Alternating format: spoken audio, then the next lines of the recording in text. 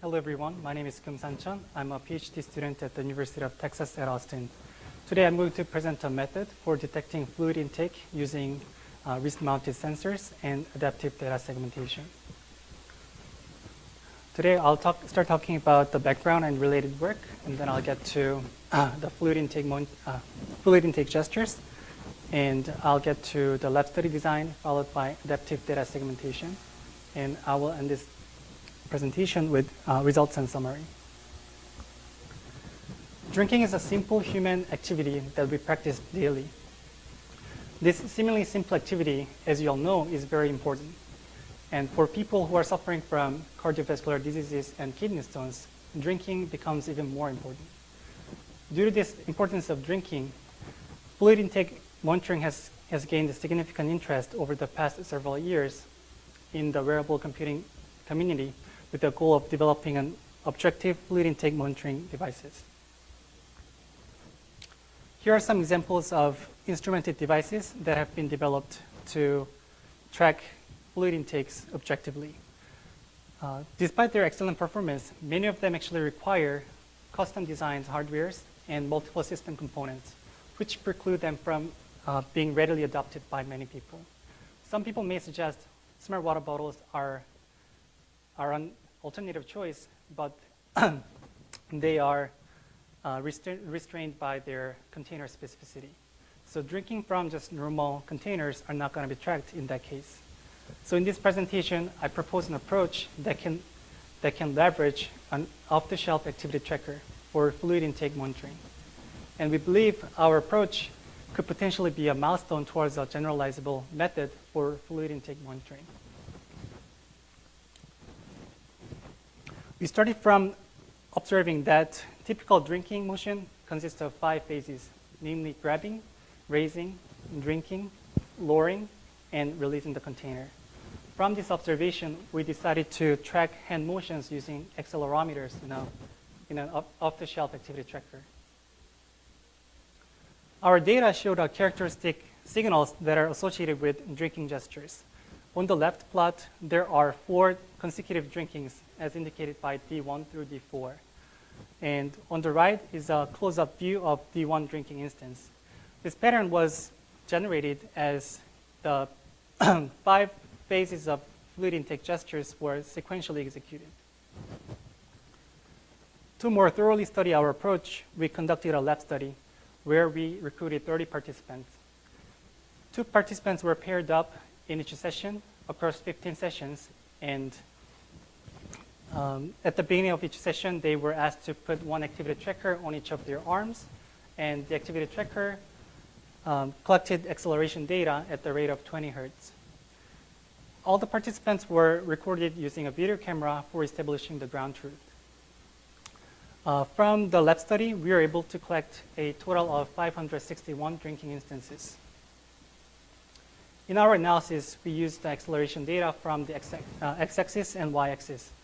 Additionally, we used data fusion to generate 2 more time series data.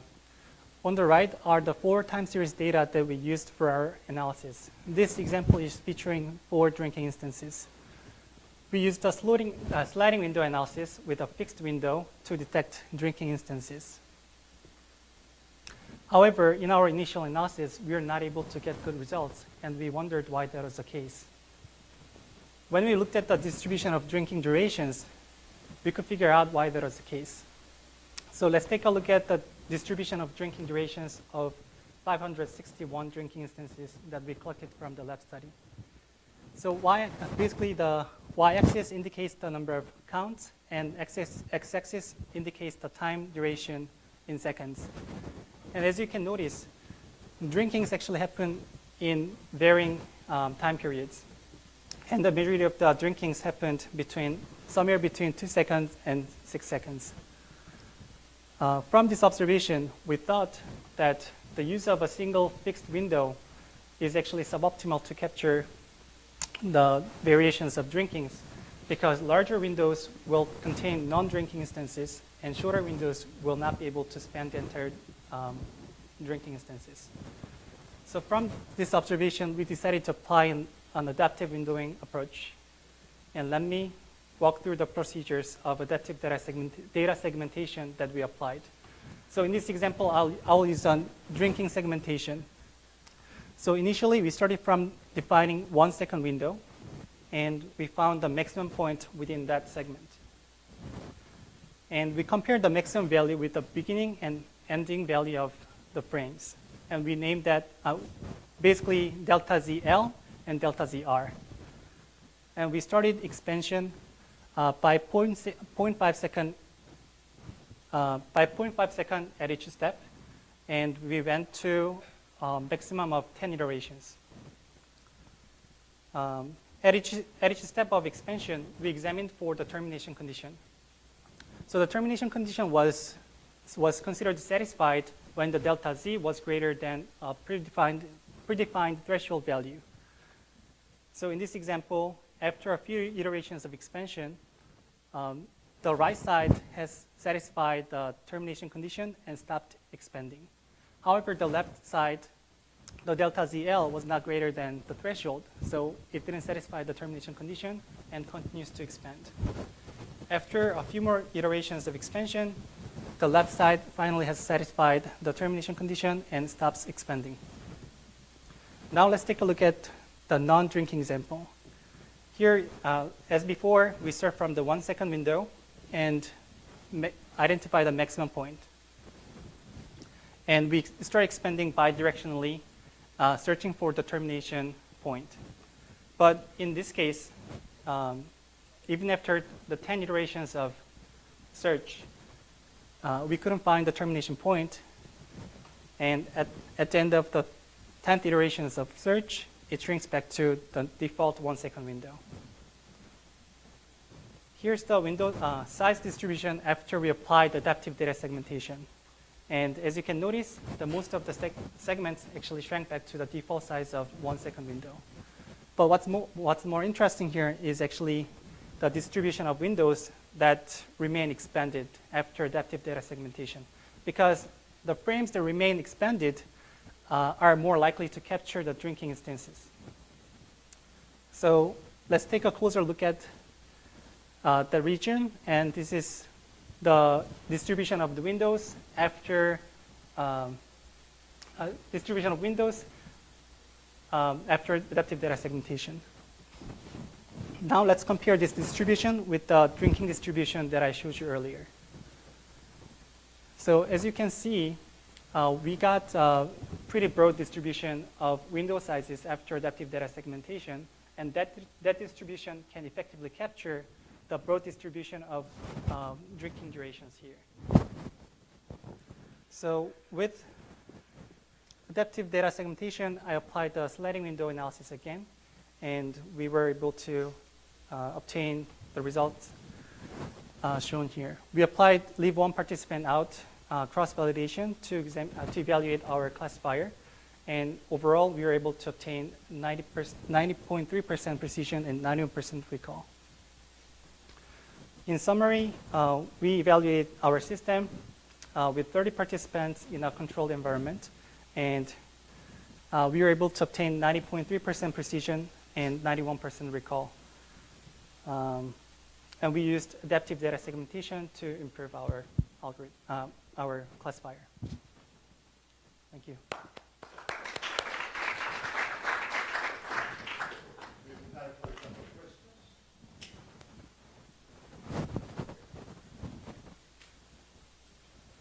Hi, thanks for the talk. Can you talk a little bit more about the study? I was curious, like, what other activities they were doing while, like, they were being, like, monitored. Because I would think that activities like walking or standing, those activities won't be, you know, misclassified as drinking, but things maybe like eating or something that involves kind of a similar motion might be classified as those things. Yep. So what other activities, I guess, were they doing while they were in the study? So there, actually, there were quite a lot. So let me.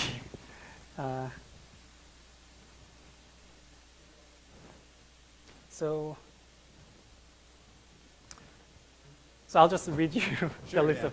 So there were sipping from a variety of containers such as cup and water bottle, and short video with popcorn, conversation about the video, brushing teeth, reading magazines, receiving phone call from the researcher, water fountain trip, So basically walking in bathroom break, copying a picture from a paper, typing a note on the phone, washing hands, sipping from different kinds of containers, in this case, mug and wine glasses, and meal break. So participants actually ate meals, and putting on and taking off button-up shirts, and folding laundry, internet surfing, and walking up and down the hallway, and climbing stairs, and game of catch. So each participant, so there were 2 participants per session, and they actually played a catch ball, and free writing about the day at the end of the session. And then one quick question: did you notice anything with right hand versus left hand? No. So we were able to capture. So the participant wore 2 trackers on each of their hands, and yeah, we didn't actually have to specify.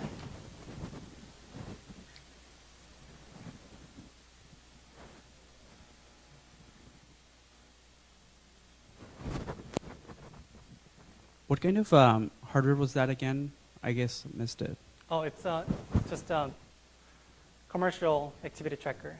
It's called Wavelet Health, but I actually didn't mention it on the presentation. So like, if I were to implement this in through like Apple Watch, is that possible? Like, or what do I need to do that? It should be possible, because we are. So in our algorithm, we are actually not using the gyroscope data. We are only using accelerometer data. So as long as we have access to the accelerometer data, we should be able to detect drinking.